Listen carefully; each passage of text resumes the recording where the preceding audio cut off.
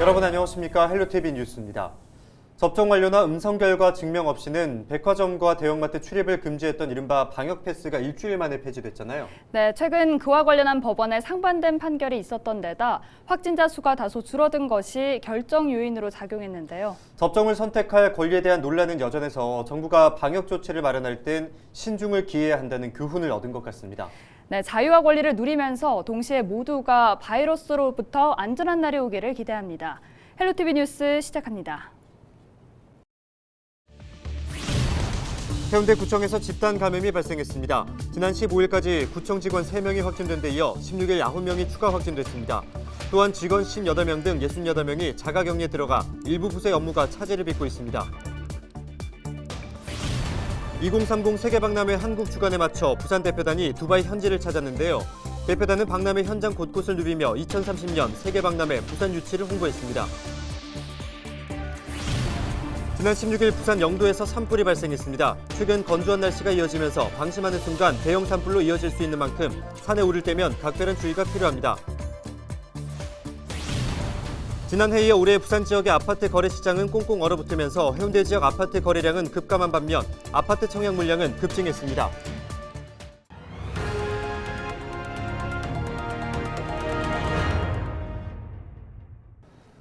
지난 16일 부산 영도에서 산불이 발생했지만 다행히 크게 번지지는 않았는데요. 최근 건조한 날씨가 이어지면서 아차하는 순간 대형 산불로 이어질 수 있는 만큼 산에 오를 때면 각별한 주의가 필요합니다. 보도에 김한식 기자입니다. 지난 2019년 해운대 운봉산 산불 현장입니다. 시뻘건 불길과 연기가 산 전체를 뒤덮었습니다. 이 불로 산림 60만 제곱미터가 불에 탔습니다. 이보다 앞선 2018년에는 기장군 삼각산에서 대형 산불이 발생해 65만 제곱미터의 임야가 사라졌습니다. 올해 1월 16일에도 부산 영도구 복례산에서 산불이 발생해 임야 2만 5천 제곱미터를 태운 뒤 6시간 남짓 만에 꺼졌습니다.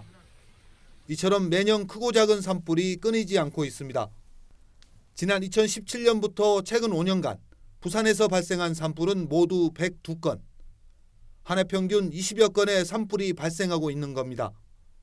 5년간 잿더미가 된 산림만 130여만 제곱미터, 무려 축구장 190여 개에 이릅니다. 부산에는 현재 건조주의보가 내려져 있는데 지난해 12월 18일부터 30일 동안 이어지고 있습니다. 산에는 나무들이 우거져 있고 바닥에는 마른 낙엽들이 쌓여 있어 건조하고 강한 바람에 작은 불씨가 대형 산불로 이어질 수 있습니다. 입산객께서는 절대 입산 시 하기를 소지하시면 안 됩니다. 부산소방재난본부에 따르면 최근 5년간 발생한 산불 가운데 72건, 36%는 부주의로 인해 발생했고 21%는 담뱃불, 10%는 쓰레기 소각 등으로 나타났습니다. 부산의 12월 평년 강수량은 33mm인데 지난해 12월은 4.5mm에 그쳤습니다. 코로나로 산을 찾는 사람이 늘고 있는 데다 바짝 마른 건조한 날씨가 이어지고 있습니다. 작은 실수도 큰 피해로 이어질 수 있는 만큼 산에 오를 때 각별한 주의가 필요합니다. 헬로티비 뉴스 김한식입니다. 2030 세계박람회 한국 주간에 맞춰 박형준 부산시장을 비롯한 부산 대표단이 두바이 현지를 찾았는데요. 사흘간의 일정 동안 박람회 현장 곳곳을 누비며 부산 엑스포 유치를 통보했습니다. 안수민 기자의 보도입니다. 두바이에서 울려 퍼지는 K-팝. 한국과 한국의 문화를 알릴 수 있는 한국 주간이 두바이 세계박람회장에서 이어지고 있습니다. 2030 세계박람회 유치를 위해 부산 대표단도 직접 현지를 찾았습니다. 15일부터 공식 일정을 시작한 대표단은 3년 뒤 박람회가 열리는 일본 오사카 박람회 조직위 관계자들을 만나 유치 전략에 대한 정보를 공유했습니다. 이어 미국과 사우디, 앙골라 등 주요 국가 간을 방문해 2030 월드 엑스포 부산 유치에 대한 지지를 당부했습니다. 정말 엑스포를 해야 되겠구나 하는 생각을 다시 한번 하게 됩니다. 세계의 모든 새로운 기술과 새로운 문화를 이곳에서 만날 수가 있고 엑스포가 팬데믹 하에서도 지금 1,000만 명을 돌파한다고 합니다. 우리 부산에서도 이 엑스포를 반드시 유치해서 부산 발전에 큰 계기를 만들었으면 합니다. 두바이몰에서는 부산 세계박람회 유치를 홍보하기 위한 미디어 아트 시설물이 설치됐습니다. 부산 시립예술단과 부산 출신의 세계적인 바리스타들도 두바이 엑스포를 찾아 부산을 세계에 알렸습니다. 부산 시민 여러분께서도 2030 엑스포 성공 유치를 위해 많은 관심과 지지를 부탁드리겠습니다. 16일 열린 한국의 날 공식 행사에는 문재인 대통령과 정부 대표단이 참석해 부산 세계박람회 유치를 지원했습니다. 2030 세계박람회 개최지는 내년 11월 169개 국제박람회기구 회원국 투표로 결정될 예정입니다. 오늘 2030년 세계박람회를 부산으로 유치하기 위한 노력은 더욱 본격화될 전망입니다. 헬로티비 뉴스 안수민입니다. 지난해 이어 올해도 부산 지역의 아파트 거래 시장은 꽁꽁 얼어붙었습니다. 조정 대상 지역 지정 이후에도 상승세를 보였던 집값은 둔화됐고 해운대 지역의 아파트 거래량은 급감했는데요. 반면 올해 계획된 아파트 청약 물량은 급증할 것으로 보여 무주택자 등 실수요자 입장에서는 청약 신규 시장에 주목할 필요가 있다고 전문가들은 조언했습니다. 차선영 기자가 보도합니다.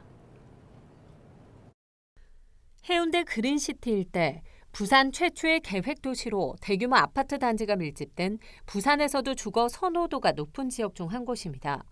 지난해 12월 한 달간 해운대 그린시티 내 84제곱미터 규모의 아파트 거래는 한 건도 이루어지지 않았습니다. 같은 달 해운대구 지역 전체 84제곱미터 규모의 아파트 거래량도 30여 건에 불과합니다. 지난해 1월 100여 건에 비해 큰 폭으로 줄었습니다. 작년 하반기에 기준금리를 2번 인상을 했는데요. 특히 11월 달 이후에 거래 급감 현상이 두드러지게 나타나고 있는데요. 그만큼 지역 내의 가격에 대한 부담이 크게 작용하고 있다고 할 수 있습니다. 부산 지역 아파트값 상승세 역시 눈에 띄게 둔화됐습니다. 지난해 6월 평균 1.42%로 상승세를 보였던 아파트 매매 가격은 6개월 만인 12월 0.25%, 올해 들어서는 1월 2주 0.01%를 기록했습니다. 금리 상승과 대출 규제 등이 지역 주택 시장에 직접적인 영향을 주고 있는 것으로 보입니다.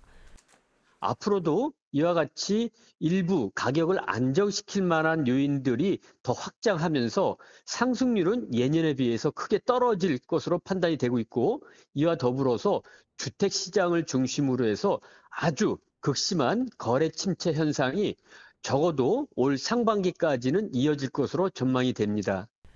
올해 부산 지역 아파트 입주 물량은 2만 6천여 가구, 지난해 1만 7천여 가구보다 1만 가구 남짓 늘었습니다. 청약 예정 아파트 역시 3만 5천여 가구로 지난해 7천여 가구보다 큰 폭으로 증가할 것으로 예상됩니다. 청약 주택 시장 물량이 크게 늘면서 무주택자 등 실수요자에게는 내 집 마련에 좋은 기회가 될 것으로 보입니다. 또 준공 후 미분양 주택은 지난해 1월 800여 가구에서 12월 700여 가구로 줄어드는 추세입니다.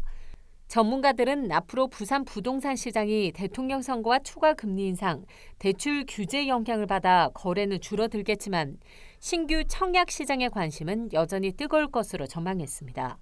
헬로티비 뉴스 차선영입니다. 사회적 거리두기가 3주 연장됐습니다. 기존과 마찬가지로 식당과 카페 영업은 오후 9시까지 가능한데요.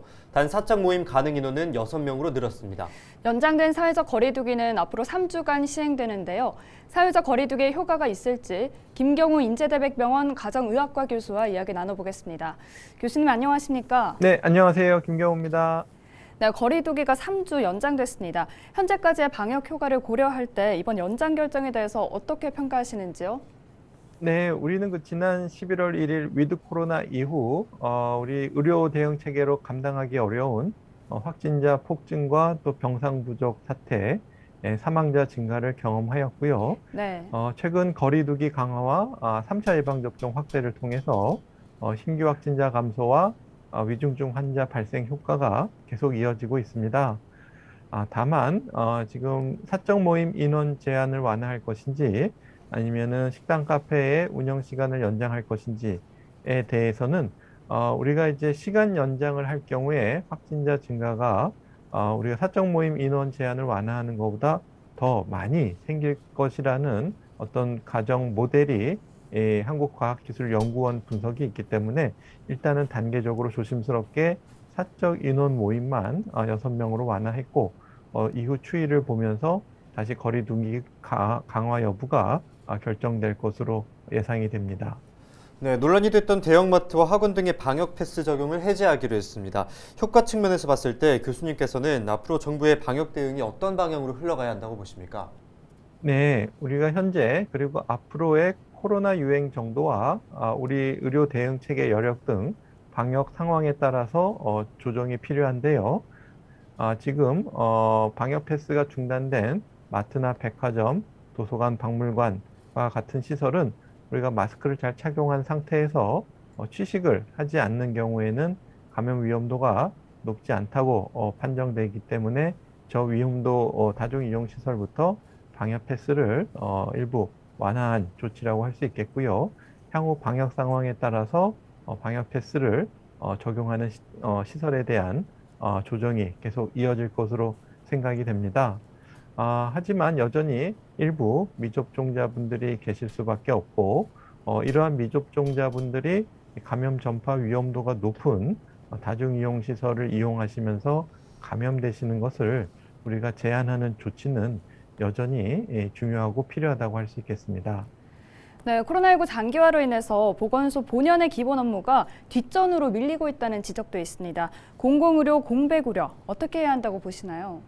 네, 지금 보건소뿐만 아니라 여러 공공병원에서 담당하고 있는 특히 이제 취약계층에 대한 진료, 그리고 에이즈나 결핵 같은 감염관리 사업, 만성질환 관리, 또 건강증진 사업이나 방문간호 사업 등과 같은 다양한 보건사업의 업무가 코로나19로 인해서 장기화되고 있는데요.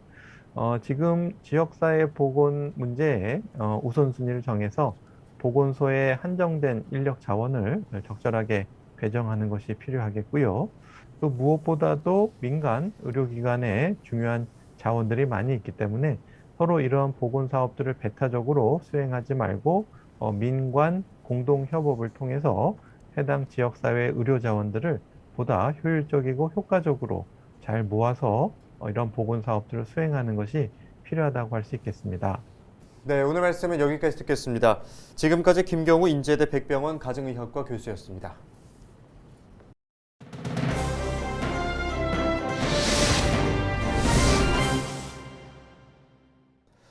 네, 오늘 키워드 뉴스 첫 번째 키워드는 부산 코로나입니다. 해운대구청에서 코로나 집단 감염이 발생했습니다. 보건당국에 따르면 지난 15일 구청 직원 3명이 확진된 데 이어 16일 추가 확진자가 발생해 전체 13명이 감염됐습니다. 또한 직원 등 68명이 자가격리에 들어가면서 일부 부서의 업무가 차질을 빚고 있습니다. 17일 0시 기준 부산 지역 1일 신규 확진자는 117명입니다. 치료를 받던 80대 환자 2명이 숨졌습니다. 부산 진구의 한 학원과 사상구 사업장에서 13명이 무더기로 감염됐습니다. 또한 기존의 집단 감염원인 요양병원과 대학 동아리에서 4명이 추가 확진 판정을 받았습니다. 오미크론 변이 바이러스 감염자 32명이 추가돼 전체 208명으로 늘었습니다. 네, 두 번째 키워드는 엄마와 딸입니다. 동의대 대학원에서 모녀가 동시에 석박사 학위를 취득해 화제를 모으고 있습니다. 지난 2018년 박사 과정에 입학한 어머니 이명재 씨. 유방암 생존자를 위한 노래 심리치료 프로그램 논문으로 이번에 교육학 박사 학위를 받았습니다. 또한 딸인 김찬아 씨는 지난 2020년 입학해 Z세대가 선호하는 유튜브 콘텐츠 경험 연구로 스토리텔링학 석사 학위를 취득했습니다. 두 모녀는 각자의 영역에서 따로 일하면서 학업을 이어갔는데요. 함께 논문을 준비하면서 서로가 서로에게 의지가 되고 힘이 됐다고 밝혔습니다. 모녀는 함께 시작한 논문이 통과되는 순간 정말 감격스러웠다고 전했습니다.